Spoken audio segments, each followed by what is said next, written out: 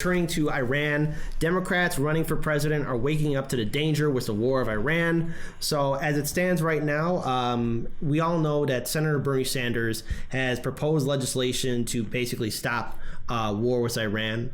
He's also proposed other anti-war legislation similar to like how Representative Tulsi Gabbard has. But in his recent one about with the tensions between Iran and the United States, 4 of the 7 U.S. senators running for 2020 have signed on to a bill that would prohibit the United States military from spending money to attack Iran. So first and foremost, one of the original co-sponsors is Senator Bernie Sanders. I don't like how the article names him at the end, but I want to make it very clear that this is Senator Bernie Sanders legislation. Following next would be Senator Elizabeth Warren of Massachusetts, Amy Klobuchar of Minnesota, and Kristen Gillibrand of New York.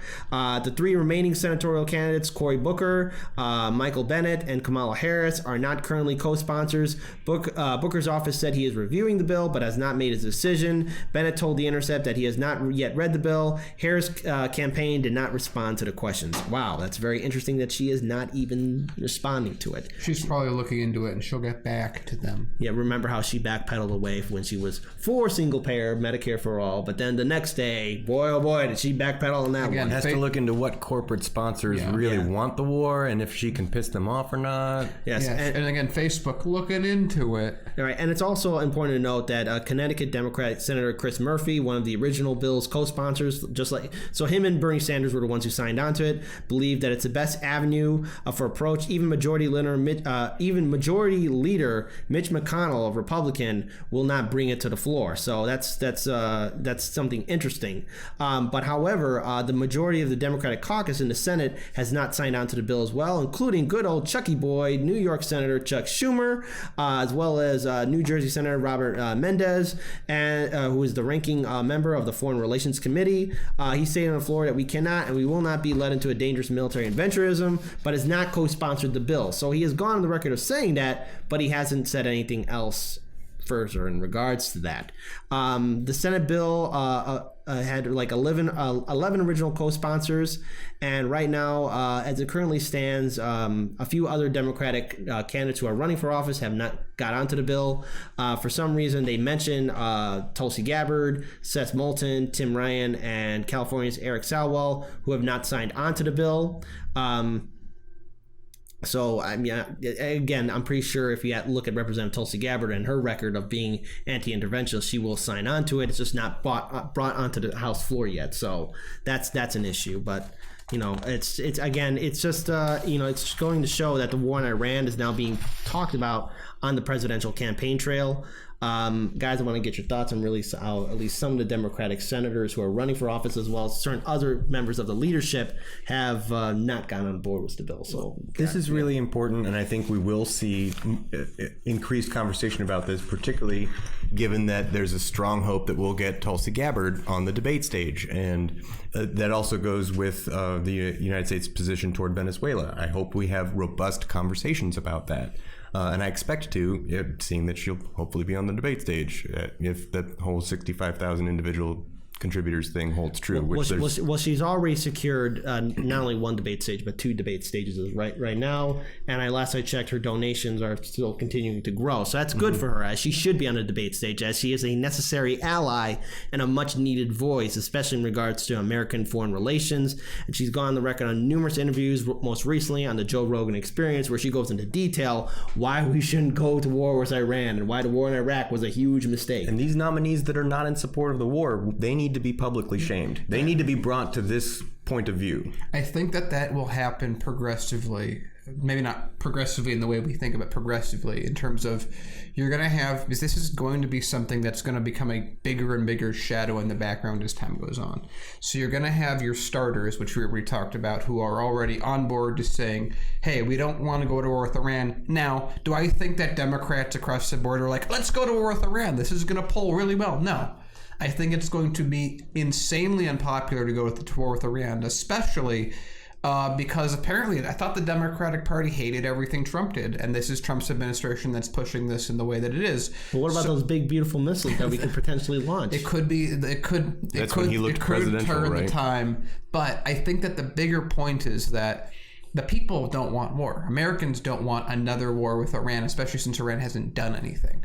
So it'll have these few people that are doing it. They're going to start talking about it. And then you're going to have a bunch of Americans go, why are only they not for war and why are they for war? And then you're going to have a point that even if they don't mean it or really don't care about it, it's going to start infecting the rest of them. And then you're going to have your Cory Bookers, your Kamala Harris's get on board with it because it's suddenly not popular to go to war. Ooh. And then you're going to kind of keep bleeding, and you're probably going to have a few Democrats who are going to be for it. But that'll be very interesting. I don't think that I can remember outside of the Vietnam War a presidential lineup walking into a primary where they are actively trying to stop a war from happening. Can you guys think of anything So the like closest this? corollary, I was just going to bring this up, is the 2008 primary, and it's not from stopping a war from happening, but support for going to war in Iraq in 2003 became a metric by which we were looking at Hillary and Obama's records. But that was sort of a past tense. Did you support this in the past? But now we get to go into this going, hey, this is on the horizon. You need to be against this now. And remember when the Obama administration was trying to escalate conflict with Syria, how there was immense pushback, not only from Democrats, but from Republicans and independents, on how they didn't want there to be another war. Even though we are still involved in that region, there was pushback. But now, since we've seen the cost with the war in Iraq and the cost with the war in Afghanistan, you know, Daniel, again, did a fantastic video. Please check that video out as soon as you're done watching this show. But it goes into detail about really the human cost with the war in Iran, and we really want to keep in account who's going to really make their voices heard, especially when they're running for president, who's against this war. Because last I checked, you know, when we invaded Iraq, it was under the idea that they had weapons of mass destruction. That turned out to be a lie. Then all of a sudden, it turned out to be, the conversation was, oh, we're there to help regime change and bring in freedom. But then we're still there. There's still a military conflict happening there. All we did was destabilize a region, and we just want access to their oil fields. Iran has oil fields. And the thing is that they've been preparing for a war with us for years. So again, huge shout out to Senator Bernie Sanders. And I'm surprised that he was saying this too for Elizabeth Warren and Amy Klobuchar and Kristen Gillibrand for them signing on to the bill. Yeah. And I didn't like how the article just didn't mention like how Tulsi Gabbard has not signed on to it. Remember, she has passed and also written legislation that's calling for anti-interventionism. So I would be surprised if she didn't sign on to the bill. So I mean, the Democrats who are still, you know, haven't got on board, the two people who I'm really questioning though, in fact three, would be Cory Booker, Kamala Harris, and yes, good old Uncle Joe Biden. Yeah, because remember, this is in the Senate. It's not in the House. When it gets to the House, if it gets to the House and Tulsi doesn't sign it, then I'm going to be like, why are you not doing that? Yeah. But it's not in the House yet, so what could she sign? And plus she's Or already... Ro Khanna or any of the... Yeah. So, and plus she also did numerous videos on social media, Tulsi Gabbard, about how we should not go to war with Iran. Again, it's as I mentioned in the article, the Republican Majority Leader Mitch McConnell will not bring it to the floor, though. So that's something to really hold into account. So a couple of things that I think we should be vocally bringing up whenever this conversation comes up, particularly when it pertains to Democratic candidates, is what is the potential exit strategy if you're going in for this? And also, by the way, did you give us any justification for why at all? It seems like the neocon group, your John Boltons and that cadre. Just because. That's right. really It's it. just because at least they had spun a tale that they could try to convince people of when it came to Iraq. Oh, the WMDs, we know they're there. We've got credible intelligence, blah, blah, blah, 16 agencies. Thanks, Colin Powell. All of that. Like there was a Yellow big cake. Right. There was this giant story. There was this huge narrative behind it. And it's clear they don't really have that yet. They're just like, but Iran's bad and they pulled out of the Iran nuclear deal. It's like, no, we did. Well, they weren't complying with it. Yes, they were. They keep saying they want to. Like, we can see that. Yeah. So they haven't put together a convincing story. And as they find their footing, as they scrape at, you know, everything that they can to find a way to package this narrative, we need to be following it every step in the way and saying, no, that's not true. And no, that's not true. And there's another big point that you make a great point. They haven't found an argument that they're using for why they are doing this. So if there is a time where the media argument can be won, where congressmen and senators can be won on this issue, it's now, before they cement a reason to go to war with Iran. Because if there's already an established opposition, it's going to be much harder for them to just say, well, we're going to war with this reason and that's it. And another thing that I would like to add that we aren't asking them, that I haven't heard anyone ask, How are you going to pay for it? And there's going to be another disaster too that you brought up, Daniel, and that we've talked about before we started live streaming, and that is the current American jet fighter, the F-35, is an epic, I can't stress enough, epic failure. All right, we have spent trillions of dollars into the Joint Strike Fighter, and we've covered the story even when we were on the radio, how it's a failure, how the system is basically it deprives the pilots of oxygen, how it can't fly at night. It's supposed to do all these incredible things, but yet recently a Japanese pilot who was flying an F-35 Joint Strike Fighter crashed it into the sea, and we don't know what happened to it. All he knows that he reported that there were some technical failures and it crashed, and we don't know where he's at, we don't know where the jet's at. All we know, it just crashed in the ocean, and that's really suspicious because trillions of dollars were put into this. Can you imagine if there was a squadron of Joint Strike Fighters that, again, there's a danger to pilots who are flying it, American pilots who are flying it, they crash somewhere in the desert because, again, of a ridiculous war. Think about the trillions of dollars we lose there. How are we going to pay for that? Yeah, well, again, I want to remind everyone that the F-35 program exists in part in every single state, so that it's very hard for congressmen to try and break that program down. But it's $1.5 trillion. You can send, I think it's every American that wants to go to college, you can send to college for 40 years with that kind of money.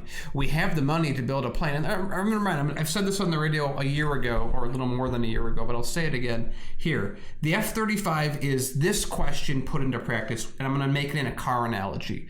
I want you to make a car that has the towing capacity of a pickup truck, has the room of an SUV, has the speed of a sports car, has the size of a compact car, and has the long-range moving capacity of an 18-wheeler. And I'm going to pay you in advance to build a prototype of it, and then I want you to show me the prototype. But when the prototype doesn't work because you can't put all those things together, I'm going to have you go back to the drawing board and make another one that has the fixes. And when that doesn't work, I'm going to send you back, and every time I'm going to give you a blank check to continue to build this. That's what we spend our money on. That's where our money is going. That's where $1.5 trillion has gone over many years. But no, we can't pay for college. Right. So real quick, I also want to give a shout out to 4 people in chat: JJ Stinkman, Freethinker59, S. Shiva, and Anthony Reyes. Tulsi Gabbard is on point with about us not getting into war with Iran. Again, the legislation is being brought in the Senate. Once it's brought into the House, I would be surprised if she didn't jump on board, because remember, she helped co-sponsor the bill with Senator Bernie Sanders for no intervention in Venezuela, as well as a few other anti-war legislation as well. It's just, again, the speaker, the Senate Majority Leader, Mitch McConnell, is not bringing the bill onto the floor. So again, like, let's just keep it clear that this is something that Representative Tulsi Gabbard has gone on record with, not only the Joe Rogan experience, which was done like last week, but also in previous interviews. She's against any kind of further military intervention with Iran. So I just want to get that clear. Did that clear it up a little bit? Yeah. All right, so Paul, I wanted to tie together a little bit of what we're talking about with the F-35 with the actual Democratic campaign a little bit. So it's clear that regardless of if you go to war with a country for its natural resources and that war is prolonged, you don't ultimately get full access to those natural resources, it's clear that that war is still profitable for people who are making things like the F-35 or other weapons manufacturers, right? It's profitable to be at war regardless of the outcome, which is a little bit of a problem. So when it comes to who is going to support this legislation, who is going to support the call for let's not go to war in Iran, who are their donors? Who are the people that are paying them? Because those are the people who likely stand to gain a lot financially from war. So this is just another call to, like, it's important who contributes to your campaign. It's another argument against Buckley v. Vallejo. It's an argument against Citizens United, the McCutcheon's decision. You know, I'm taking your line. I know you like to bring up those ones all the time. Yep. But this is Citizens United at work. This is large companies being able to buy politicians who will further their profit motive. And the fact that these companies' profit motive explicitly is on the lives of foreign citizens, on waging war. These are merchants of death. Yeah. Yeah. Hey guys, do you like the video? If so, be sure to give us a sub and hit the bell for notification. You know how YouTube is. And if you have the time, check us out on our Facebook, Instagram, and Twitter pages, and check us out at hardlensmedia.com. Be sure to check out our Patreon if you really support what we do and want to support us at independent media